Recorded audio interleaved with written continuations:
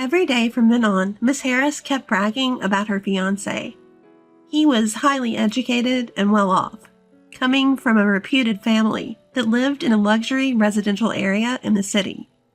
I'll invite you, Miss Thompson, to my wedding as your last chance to see something splendid. I had no intention of attending such an event. I didn't care about seeing her in her wedding dress, and I was sure I'd be seated with the other female employees.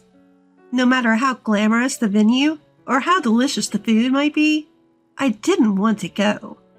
As I was thinking that, Miss Harris said, "Oh, right. I'll show you a picture of his house," and started operating her smartphone. "Ah, found it. This is it." Saying that, Miss Harris brought her smartphone screen closer to me. There was a house I recognized. It's amazing, isn't it? The luxurious and wonderful house is his family home. They must be incredibly wealthy. Miss Harris was saying that my eyes did not leave the screen of her smartphone. Oh my, are you surprised? If you want, I can show you pictures inside the house as well. When she slid the photo, a sight I was even more familiar with appeared. It's a luxurious house that you, Miss Thompson, probably couldn't even dream of entering. Are you envious? Cutting off what she was saying, I hurriedly spoke. This is actually my family home. My name is Kimberly Thompson, an employee at a small to medium-sized company. I am already 34 years old, but still single. I've been working at the company, where I got a job right after graduating college, for over 12 years now. Being the oldest among the female employees, I'm in a position often referred to as the old maid. And all the other women who joined the company at the same time as me have left after getting married. In other words, I'm the only one who kept working there. It is not that I'm working there to find a husband. I just diligently work every day. I tend to keep to myself and like being alone, and I'm not very good at socializing. So, from the perspective of those around me, I'm undoubtedly a stick in the mud. But I'm serious about my work, and because I've been at the company for a long time, it seems like the other employees treat me carefully with some respect. Well, I can understand their feelings. I don't go to any social events with my coworkers, and I don't exchange contact information with anyone. I don't hang out in my private life, and I only engage in conversation when absolutely necessary. So it's no wonder they find me boring and don't bother inviting me. But because I've been at the company for a long time and I'm good at my job, they can't complain. I'm quite a senior. I think that's the kind of awkwardness I bring. As for me, I actually find it convenient not being approached by others. I can work in peace, and I can spend my breaks freely. Plus, this job doesn't involve any entertaining or client-facing tasks. So I'm not caught up in any troublesome human relations drama. And I can spend my days off watching as much of my favorite anime as I want. I also like reading, so going to the bookstore and impulse buying books based on their covers is enjoyable. At first glance, some people might feel that my life is lonesome and empty, but I thought this quiet yet peaceful life made me feel happy. However, everything started to change when a young woman joined the company. She was the complete opposite of me, a friendly, cheerful woman with excellent communication skills. Her name is Michelle Harris. Miss Harris was the type to actively approach others, and she seemed particularly popular among the male employees. She was cute and charming, so I figured she easily captured the hearts of the men. When I watched her, I felt like I was watching a character from a movie because she was so different from me. A bright, honest woman at the center of the group. Probably the type of woman I would have a hard time dealing with. While thinking such things, I happened to overhear a group of female employees chatting away cheerfully in the restroom. This all happened when they came into the restroom while I was in there, fixing their makeup and freely starting to gossip and complain. "You know that new girl, Harris? Don't you just find her annoying?" "I know, right? She seems just like she's trying to please men, doesn't she? Definitely gives off that vibe." "That has to be on purpose, right? She's constantly trying to appear cute. It's so annoying. Her only appeal is that she's young, isn't it? She can't even do her job properly. Isn't it embarrassing to just chase men all the time? Such harsh words. It's only natural that a new employee can't do their job as well. Moreover, I thought to myself that maybe Harris has to rely on the male employees because you guys aren't properly teaching her how to do her job. I have a habit of occasionally observing Harris. It was so different from me in appearance and personality. I have seen her being coldly dismissed by the female employees several times. Every time, Harris looked downhearted and ended up talking to a male colleague. So I don't think she's trying to win over the men. She's just cornered into such situations. I'm sure these female employees gossip about me too, just with different content. If Harris is spoken about like this, I'm sure I get it worse.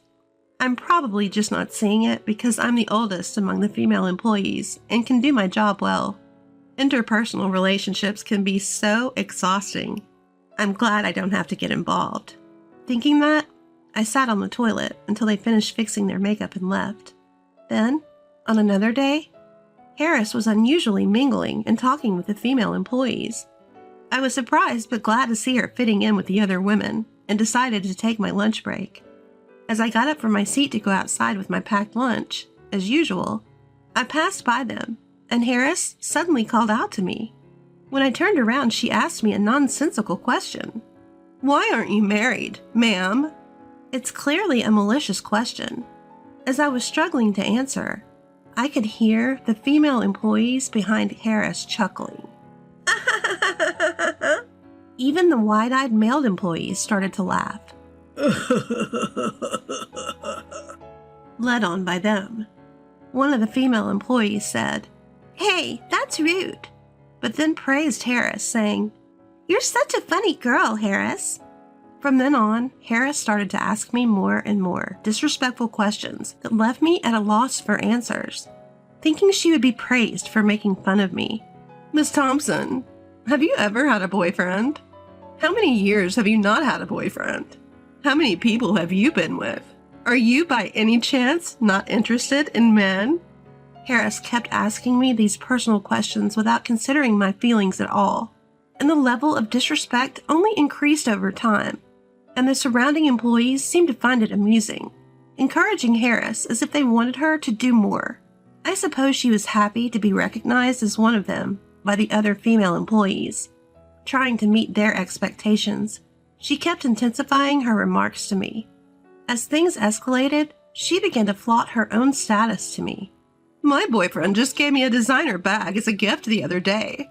I'm going to a high-end restaurant tonight that's booked out for the next 6 months.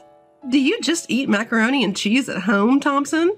This kind of petty one-upmanship had been her modus operandi. "Miss Thompson, you don't seem to have any connection with luxury items. How pathetic," she would throw in with her sarcasm. Rather than feeling angry, I was beginning to find it impressive. As this silly back and forth went on, I found myself increasingly burdened with Miss Harris's work. Miss Harris, who was rather overbearing, had an invincible disregard for fear. The other female employees seemed unable to deal with her, and she rapidly turned into a monster. Then one day, after some time had passed, something happened. When Miss Harris came to work, she was very upbeat and started talking to me. "I got engaged." As she said this, she showed me a picture of her fiancé, even though I hadn't asked. When I responded with a polite, "That's nice," and tried to return to my work, Miss Harris continued to chatter on. "My fiancé is really rich, kind, handsome, and perfect. Are you jealous? I'm going to be happy leaving you here, Miss Thompson." With that, she brought her smartphone screen closer to me. She continually belittled me and bragged about how amazing her fiancé was and how she had hit the jackpot by getting engaged to him. "Well, I am jealous. Congratulations, truly," I said. Miss Harris, looking satisfied, said, "Okay, I'm going back to work," and returned to her desk. When it comes to this, it's almost refreshing. I sighed deeply. I need to focus on my work. Just as I was trying to switch my mindset, I heard the other female employees talking behind me, She's really getting carried away, isn't she? Seriously, just because she's getting married, she's acting so giddy? What's up with that? Like she can actually be happy after getting married. She probably can't even do housework and might cheat on him. I agree. She's definitely the type who would get divorced quickly once her charms wear off. Totally agree. As one of them began to vent, the others joined in, spewing complaints. Out of pure curiosity, I asked the female employees, "Weren't you all friends with Miss Harris?" "What are you talking about? No way." They all laughed. We would never be friends with a woman like that. It's just her thinking we're her friends. I see. It seems that Miss Harris had managed to make enemies of the female employees again. They didn't mind when she was bullying me, but as she increasingly tried to one-up me, she started doing the same thing to the other female employees. I sighed quietly. Aren't you the ones who boosted and fanned her flames? From then on, Miss Harris boasted about her fiancé almost daily. Apparently, he comes from a prestigious family, is highly educated, earns a high income, and his parents' home is located in an upscale residential area in Manhattan. This has nothing to do with you, Miss Thompson, who always looks so shabby. It seems like you could continue to live a simple life alone. The only people who would marry you are likely to be leftovers. Nobody high profile or high earning would ever consider someone like you. You may have to settle for someone uneducated and unemployed. But even such a man might refuse you, considering you're a dried-up old maid. Miss Harris would say, laughing. I'll invite you to my wedding, Miss Thompson. It will be your last shining moment. I certainly did not want to attend that. I couldn't care less about her wedding dress, and I'm sure I'd be seated with those female employees. Even if the venue is glamorous and the food is delicious, I wouldn't want to be there. As I was thinking this, Miss Harris said, "Oh, I just remembered. I'll show you a picture of his parents' house." And she began manipulating her smartphone. I wasn't interested in her fiancé's parents' house at all. "Oh, I found it. This is it," Miss Harris said, bringing her smartphone screen closer to me. I saw a house that looked familiar. "Isn't it amazing? Such a gorgeous and wonderful house being his parents' home. They must be extremely wealthy. All this will eventually be mine. I'm on top of the world. I'm now part of the rich gang. If I feel like it, I'll invite you over, Miss Thompson." Miss Harris said this, but my eyes couldn't leave the screen of her smartphone. "Oh my, did that surprise you? Feel free to take a look at the pictures of the interior as well." As she slid the phone across, more familiar scenes appeared. This is... You can't see or enter such a luxurious house, can you? Are you envious? I cut her off in a hurry and said, this is actually my parents' house." "What? What are you talking about?" "Well, I mean this house in the photo." When I said that, Miss Harris looked shocked. "Huh? What are you saying? Just because you're envious, you shouldn't make such a lame claim." No matter what she says, I'm convinced this is my parents' house. Besides, I'm an only child, so it's not like I have brothers who could marry her or anyone else. The only ones living in this house are my parents, who have entered their 60s, and our beloved dog. Miss Harris seems to think I was joking and laughed out loud. "Oh, Miss Thompson, you're so high level, keeping a straight face while fooling around." But I said seriously, "No, I'm not kidding. This is really true," she said, pointing at the photo. "But look, his car is parked here too, right? And how could you take pictures inside a house that isn't yours?" Despite her objections, the photos she was showing me were undoubtedly my parents' house. The placement of things, the floor plan, it was all exactly like the house I grew up in. Then it hit me. I remembered a sales guy who was often coming and going from my parents' house. I'd met him there and talked to him. He was desperately trying to get a contract, telling my parents all sorts of convenient things. I asked Miss Harris her fiancé's name. It was the same name as the salesman. I see.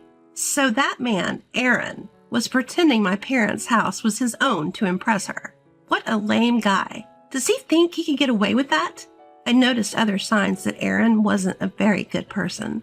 He was always smiling, and even when my parents said, We think we'll pass on the contract this time." He would cheerfully respond. "I see. Well, I'll come by again next time." But the moment he left the house, I saw from my bedroom window that he had a really scary look on his face. Maybe he was just angry because he didn't get the contract, but it left me a really bad feeling. There's no need to tell Miss Harris about this, but that house is definitely my parents' house. I won't back down on that. Miss Harris was raising her voice. "What? That house is Miss Thompson's parents' house. That's impossible." No matter how much I explained, she wouldn't believe me. So I decided to take her to my parents' house after work that day. We arrived at my parents' house, and I took her through the gate. I opened the front door and said, "I'm home." Then my parents came out with a smile. "Welcome home. When you said you were coming home all of a sudden, we wondered what was going on. You even brought a friend." "It's not often we see you, but it's nice to see your face after a long time." "We have to serve something since you brought a friend." "We have some sweets we brought when we went on a trip to France with your aunt. We'll serve them with some tea." Looking at Miss Harris, my parents smiled happily. I mentioned the name of her fiancé and asked my parents about him. "Oh, the salesman." "He was here just the other day." Hearing my parents respond like that, Miss Harris seemed to accept the truth. When we arrived in my room, she suddenly began to cry. "What happened?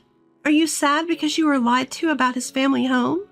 Sure, being lied to might have been shocking, but it was not that much of a disaster, I thought.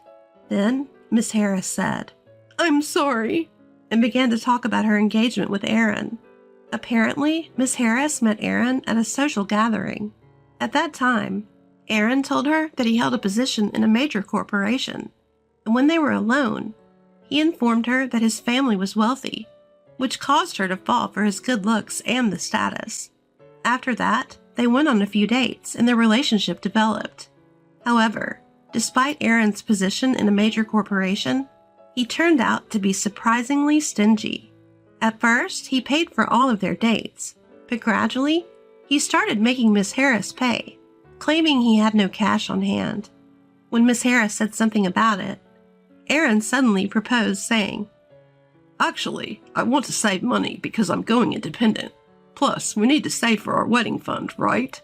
Caught off guard by the proposal, Miss Harris got carried away and started to shell out cash as he directed. Aaron took advantage of this, borrowing more and more money from Miss Harris, and before she knew it, she had handed him a substantial sum. Still, she fell blindly for his sweet words like, "It's for our happy married life together."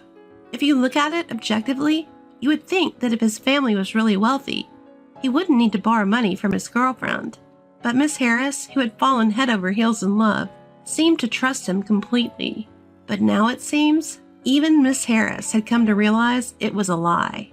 Miss Harris came to apologize to me in tears. "Miss Thompson, I'm really sorry. I apologize for the terrible attitude I've been showing until now. I know I can't be forgiven, but please let me apologize." She explained in tears that she was led by the other female employees to harass me. She didn't really like to gossip or show off, but she was instigated by the other female employees and pressured to join in, or else she would be left out like before. It was hard, but she said she managed to endure because she had Aaron. Again, she apologized and shed big tears. Seeing Mrs. Harris like that made me feel sorry for her. She was really struggling in her own way. We could leave those female employees, but the liar must be dealt with. In a way, my family and I are involved too. We need to teach him a lesson. Let's teach that guy a lesson. I decided to have Miss Harris call Aaron. When we arranged to meet at a cafe, he changed his complexion as soon as he saw my face. Aaron, looking uncomfortable, lowered his gaze. I told him I was going to report his misuse of the photo of his family home and his deception of my junior colleague to his workplace. He turned pale and started apologizing. "Please, forgive me for that." "So why did you lie and deceive Miss Harris?" Apparently, he had approached her because he thought she had money, since she wore nice clothes and branded bags. He began to brazen it up and turned to Miss Harris and said something outrageous. "Mainly, It's your fault for coming after me without seeing through my lies. I showed you a nice dream, so you should consider it a gratitude fee." I was stunned at his audacity. It reminded me of the hidden side I saw from the window at my family home. "You proposed marriage. That's why Miss Harris trusted you." Then Aaron replied with a defiant laugh. "Well, I thought it was the best thing to say." "What do you mean? So you had no intention of marrying Miss Harris?" "Well, yes. I'm not thinking about getting married right away." Aaron casually made such a statement. Miss Harris couldn't take it anymore and started crying. Seeing Miss Harris crying, Aaron looked annoyed. What a terrible man he is. There's no need to show mercy to someone like him. I pulled out a voice recorder and said, "I recorded what you just said. And you know you can demand compensation for breaking off an engagement without a reasonable cause." Aaron turned pale and frantically said, Whoa, that's gonna be a problem." "Choose between reporting this incident to the company or repaying the money you borrowed from Miss Harris along with some damages," I said. Hearing this, Aaron replied, I'll pay back the money," and dropped his shoulders. That's how we came to an agreement that he would pay back Miss Harris. It seems that Aaron was cheating, and his mistress was spending money lavishly, more than his salary could cover. But he was so smitten with her that he was siphoning money from Miss Harris to keep her satisfied. After Aaron left the cafe, Miss Harris tightly grasped my hand and repeatedly expressed her gratitude. She apologized once again for everything that had happened and promised to change her ways. Since then, Miss Harris has become quite fond of me and no longer exhibits her previous attitude. Even when other female employees act unpleasantly, she no longer lets it bother her and concentrates on her work. Seeing her like this, the female employees still badmouth her, but I think they're just not worth dealing with. Later, when one of the female employees got engaged, a nasty war of words began among them. Petty jealousies and grudges started affecting their work, and a fed-up supervisor escalated the matter, resulting in each of them being transferred to different departments. Being on their own, these women weren't particularly harmful, and it seems they are now working quietly in their new departments. Our department has become peaceful and calm, and Miss Harris has been able to work more freely. Lately, Miss Harris and I have been having lunch together, sharing our hobbies. Thanks to her, I've developed an interest in fashion, and she has become a big fan of anime. I may not be friendly with everyone, but having someone like Miss Harris, whom I can trust, has made working at this company more enjoyable than ever. Money and status may be attractive, but they are only a part of life, not everything. I may be plain, but I believe that being able to live a peaceful and calm daily life is truly the greatest happiness. "I made myself lunch today. I want to be a better cook, so please have a taste," she said. "All right, let's go to a nearby park and eat," I replied. "Yes," she replied.